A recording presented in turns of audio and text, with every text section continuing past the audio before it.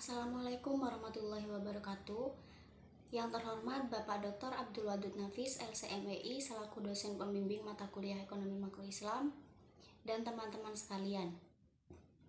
Perkenalkan, nama saya Siti Maimunah, nomor NIM 2041050200054. Saya dari kelas Ekonomi Syariah 2, dan di sini saya akan memaparkan materi mengenai pengantar ekonomi makro Islam.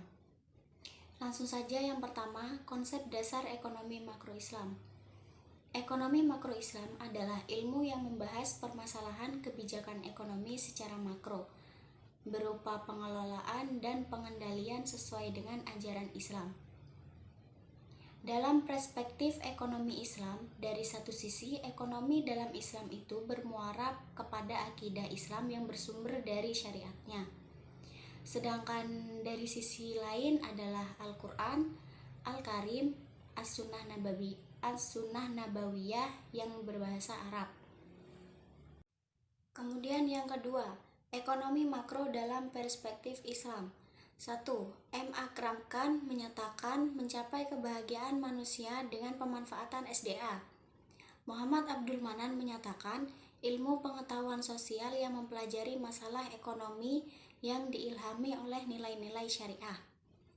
M. Umar Capra menyatakan pencapaian kebahagiaan manusia dengan pemanfaatan SDA dengan diilhami oleh nilai-nilai syariah. Kemudian yang ketiga, sejarah pemikiran ekonomi makro Islam pada masa Rasulullah SAW sebagai berikut: kebijakan fiskal, keuangan dan pajak, pengeluaran negara, dan pendirian Baitul Mal. Pada masa Khulafaur Rasyidin, Abu Bakar adil, teliti dalam membagi zakat dan konsep balance budget policy. Umar memungut dengan benar dan memberi hak atas kekayaan. Utsman, wilayah semakin luas maka semakin rumit sistem perekonomian. Ali, pendistribusian seluruh dana Baitul Mal dan mencetak uang sendiri atas nama pemerintah Islam. Kemudian yang keempat, perbedaan antara ekonomi makro Islam dengan ekonomi makro konvensional. Yang pertama, dari segi pengertian. Ekonomi makro Islam adalah ekonomi yang berbasis pada aturan dan cara Islam, baik dalam hal teknis maupun sistem kerja. Sedangkan ekonomi makro konvensional adalah ekonomi yang berbasis era global.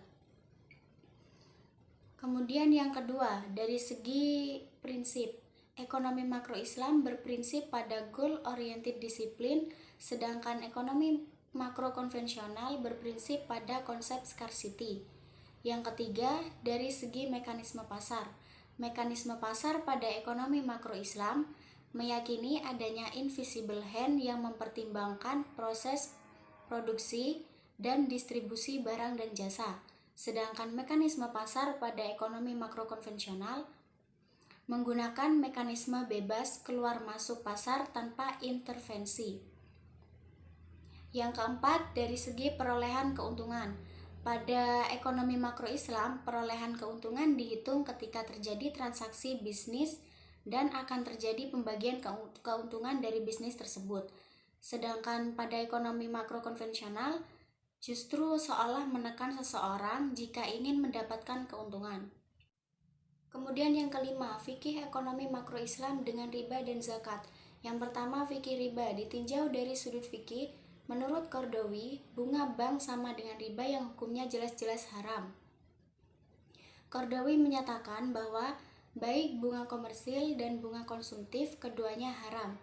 Riba dilarang dalam agama Islam karena tidak sesuai dengan prinsip keadilan dan keseimbangan. Yang kedua, fikih zakat. Secara syar'i, zakat adalah sedekah tertentu yang diwajibkan dalam syariah terhadap harta orang kaya dan diberikan kepada orang yang berhak menerimanya. Zakat merupakan pilar penting bagi tata kehidupan sosial religi umat Islam. Zakat akan memberikan dampak positif bagi orang yang membutuhkan, setidaknya akan mengurangi beban mereka.